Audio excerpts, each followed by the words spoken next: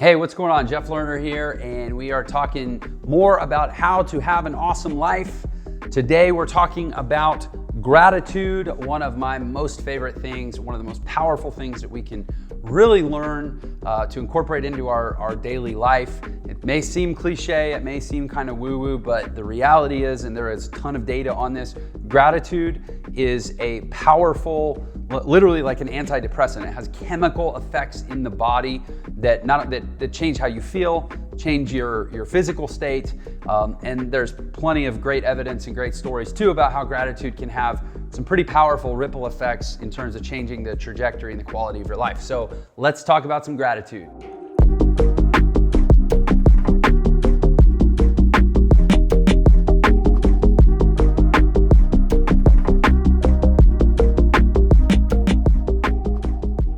Okay, so as a starting point for a conversation about gratitude, you've kind of got to come with me on this belief that gratitude matters. You know, a lot of people kind of resist the whole anything that feels like mindset, or certainly anything that feels like therapy. People are like, I don't know, I just want a result. A lot of people, especially on like YouTube or the internet where we're looking stuff up, we want a result. We're like, how do I hard boil the perfect egg, or how do I reformat my hard drive, or how do I do the thing? And we get into this sort of more psychological or even like metaphysical stuff, and we're like, it doesn't have that immediate gratification factor that we're kind of looking for. I will say, as somebody who has coached hundreds and hundreds of people, I've basically been in the entrepreneurial education space, helping people step out of their comfort zone, start their own business, usually for something other than,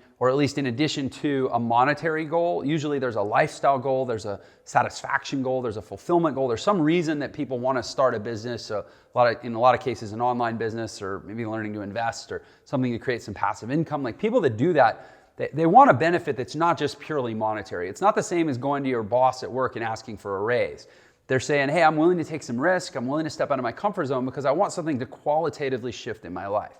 So having helped hundreds and hundreds of people through that process over the last, probably been 12 years now since as of the date I'm shooting this video, I can say as an empirical fact that mindset, attitude, gratitude, perspective, this stuff is not just feel-good language. This stuff has a direct, quantifiable benefit in people's lives. And that's why in a channel that's devoted to helping people have an awesome life and figuring out ways to pay for having an awesome life and to subsidize their incredible lifestyle and a life of freedom and choice, I take the time to talk about stuff like this because I've seen it show up so many times again and again that it has a direct benefit in people's lives. Again, kind of step one is just, you got to buy into the belief that it really matters, that going through life, and I guess if you're kind of hung up on it, I would think about the inverse. Okay, let's imagine a life with no gratitude.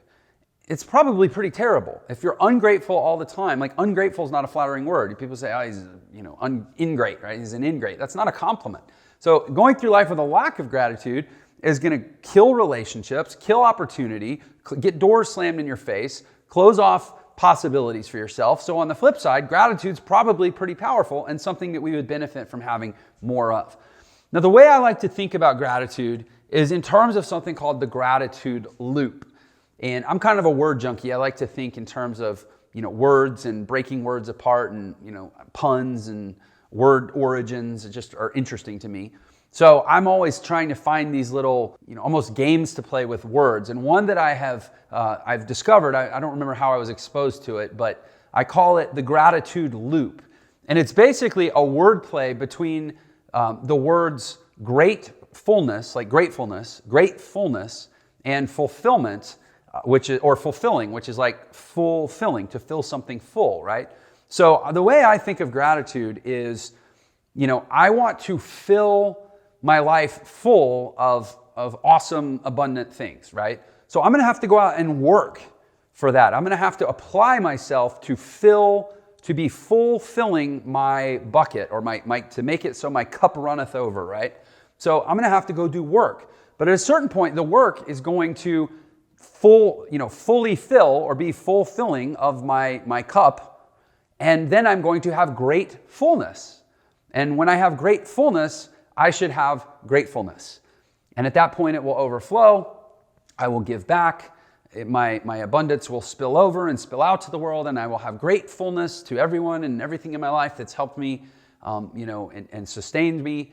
And then at that point, however, then there's a point where, okay, now that my cup has runneth over a little much and now it's depleted, now I need to go back to filling full through doing fulfilling things with my time and energy. So there's kind of this yin and yang, this back and forth between tending to ourselves and fully filling through fulfilling effort and hard productive work our own life that's not selfish, it's not self-absorbed, it's self-nurturing, it's self-caring to be fulfilling our life. But at a certain point, when we have gratefulness, we must therefore have gratefulness and share and let it spill over. And then again, the cycle repeats. I think of that as the gratitude loop. That's been a really helpful sort of metaphor for me to stay in this loop and find that balance in my life between giving and receiving, working and sharing, and so forth. Gratitude is one of these things that's like pretty easy to talk about. It's pretty easy to at least mentally or superficially acknowledge. But it's actually hard to create real mental practice of gratitude because there just seems to be something hardwired in our brain that chips away at our gratitude. It's like negative things take on just disproportional size in our life or influence in our life versus the positive things. There's actually a really great book, and I was going to write it under here, but I think I ran out of room. You wouldn't be able to see it. So actually, you know what I'll do? I'll write it up here. It's called, I don't know if you can see this, but it's called Simple Act of Gratitude, I think. But it's by a guy named John Kralik, Kralik. And in this book, this guy takes 365 days and he writes a thank you note to someone in his life every single day for a year. And he was at this total low point in his life. He was an attorney, but his law firm was failing. He'd just gone through a divorce, his second divorce. His girlfriend broke up with him.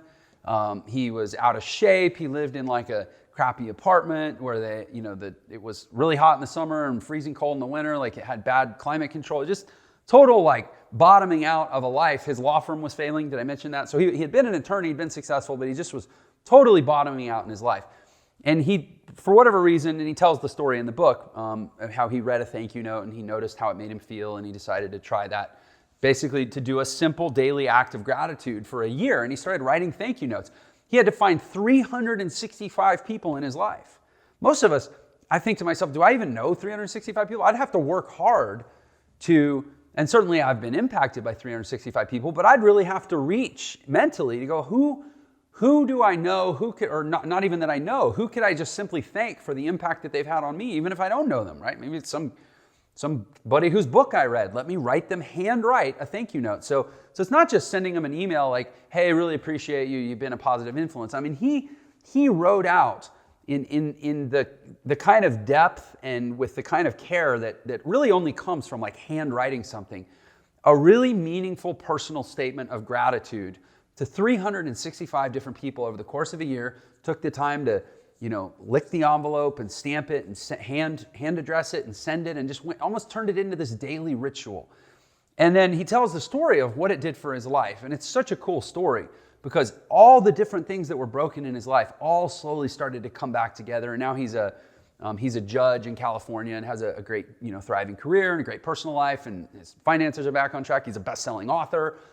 All this cool stuff came out of it. That's the reality of gratitude, is that as a daily practice, it has that level of power. And yet, for most of us, we reject it or resist it, or at least maybe just sort of subconsciously ignore it. It doesn't land on our plate every day as a thing that we have to actually tend to.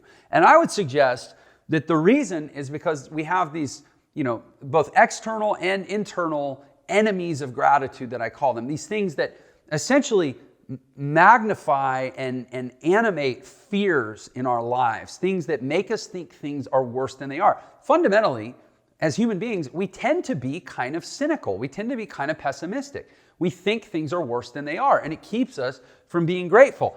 Now, the two names that I wrote here, Hans Rosling and Martin Seligman, these two people are not the enemies of gratitude. Let me be super clear about that. These two people, I believe, are two really brilliant people. Martin Seligman's still alive, at least at the time I'm shooting this video, God willing, for a long time further. Hans Rosling passed away in the last few years. But these are two really, really smart people who've actually written. Hans Rosling has a really well-known book called Factfulness. Martin Seligman has quite a number of books. He's the creator of a school or a discipline called positive psychology.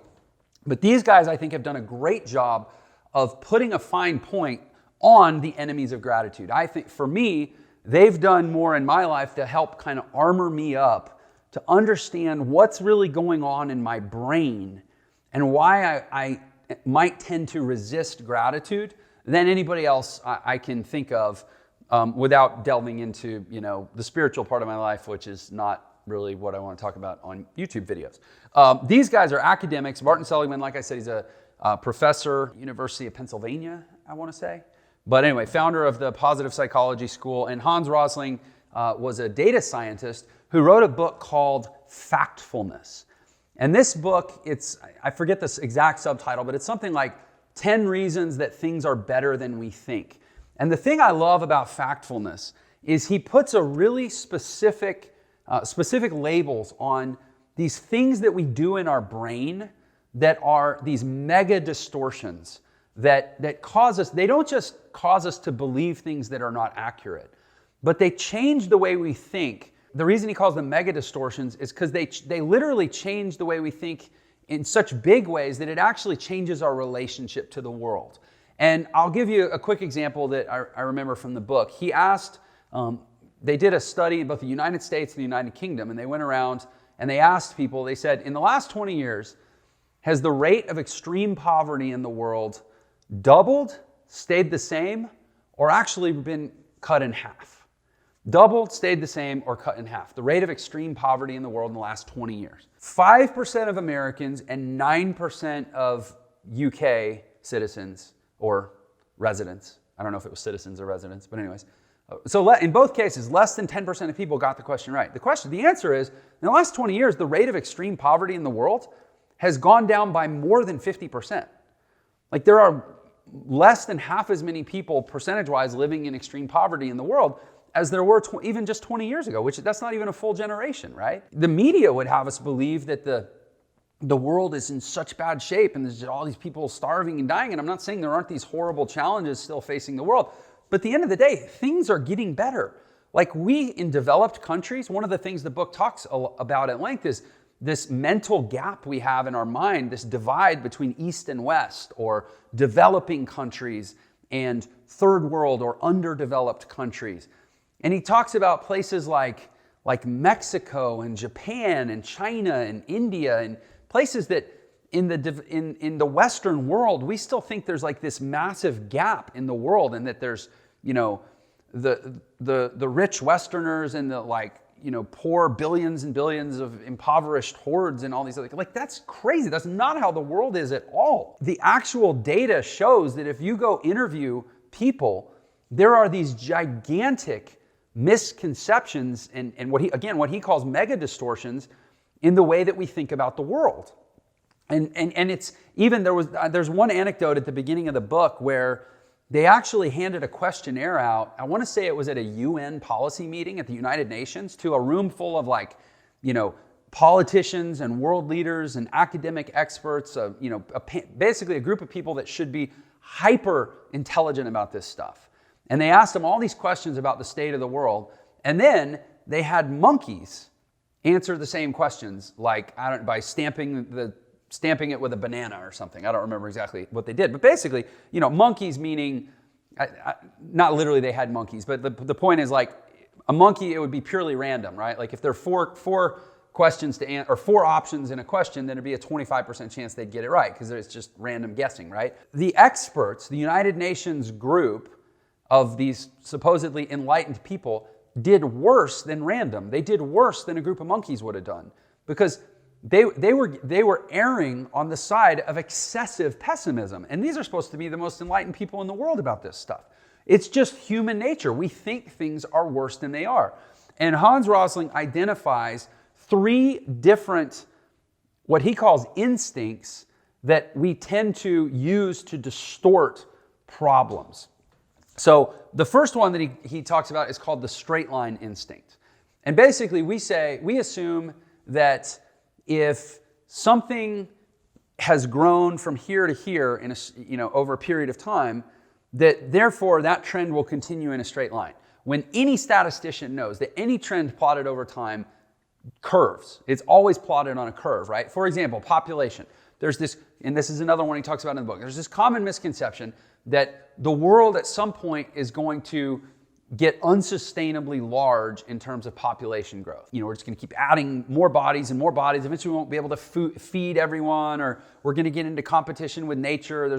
We're going to be consuming too much oxygen, and the plants are not going to have enough carbon dioxide and to keep up, or whatever. Photosynthesis will fail us, and our atmosphere will change, and billions of people will die, or there'll be some virus because nature recalibrates and humans are a scourge, or that's like not how the world works. In 1900, there were like 1.5 billion people. In 2000, there were like over 6 billion people. Population went up 400% in 100 years. 100 years from now, the population's supposed to double. So in the last 100 years, the population quadrupled. In the next 100 years, it's supposed to double. The rate of growth is slowing down because as countries become more developed, they tend to have fewer kids.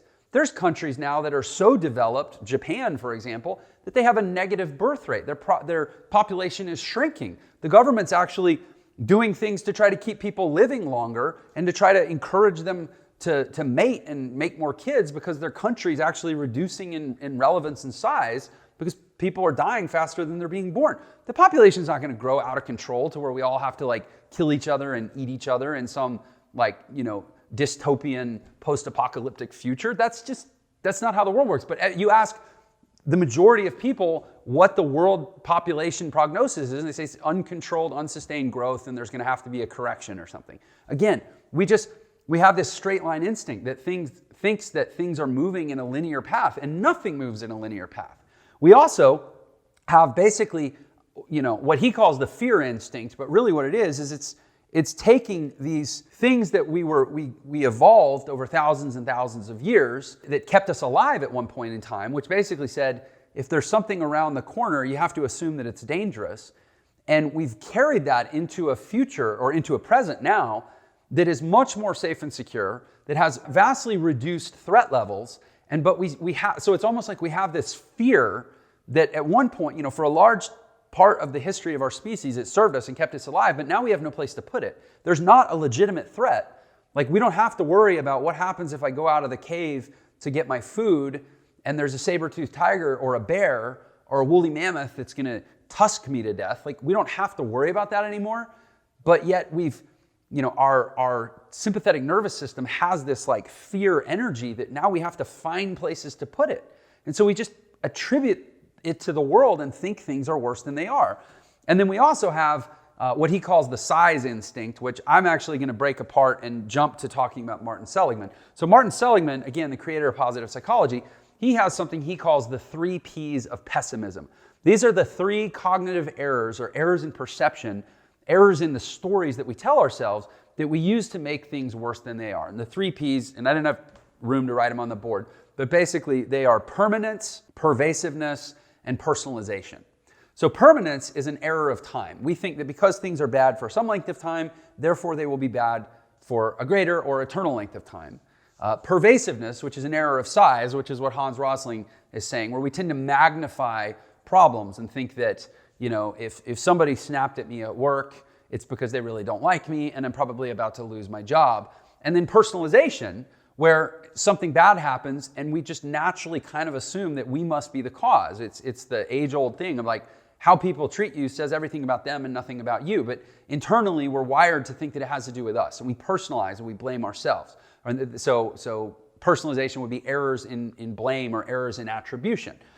When you really understand how the human brain works, it becomes really easy to connect the dots and go, man, if I don't work really, really hard to be an optimistic and grateful person, my default state will be a pessimistic and ungrateful person.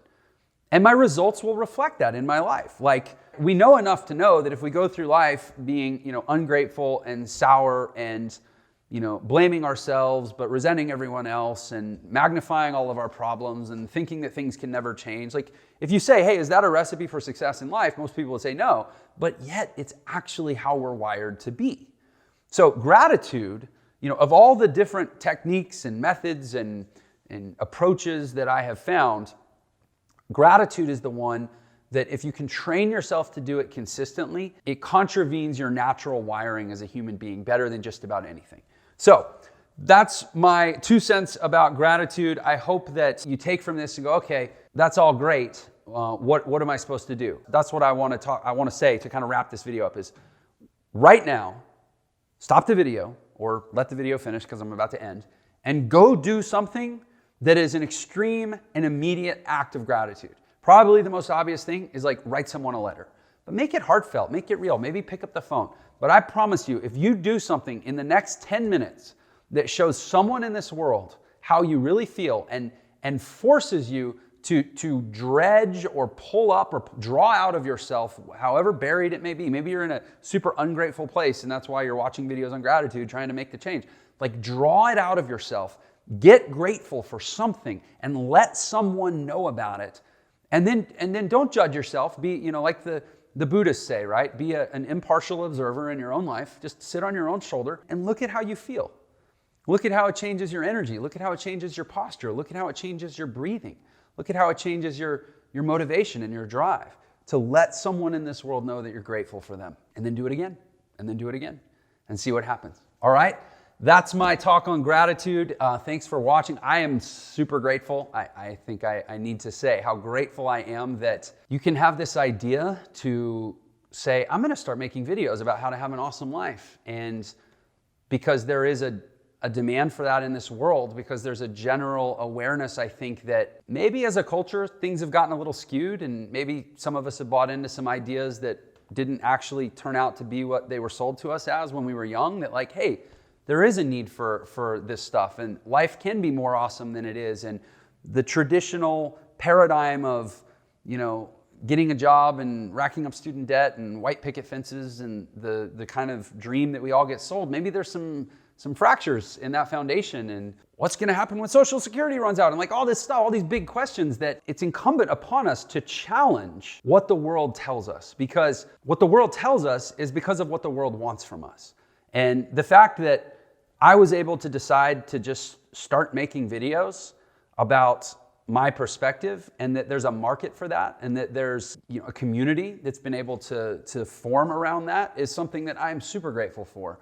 So I appreciate you watching this video, and if that community or that mindset or perspective is something you'd like to delve a little deeper into, then subscribe to my channel and learn more about it. Make sure you click the little bell icon so you get notified when I put out new videos. You can look me up on Facebook. You can look me up on Instagram. You can Google me and learn more about what I'm doing in this world. But I'm just here to spread the message that life is meant to be awesome and there are strategies and techniques and tactics that can make it so. So thanks for your time. I'll see you in the next video.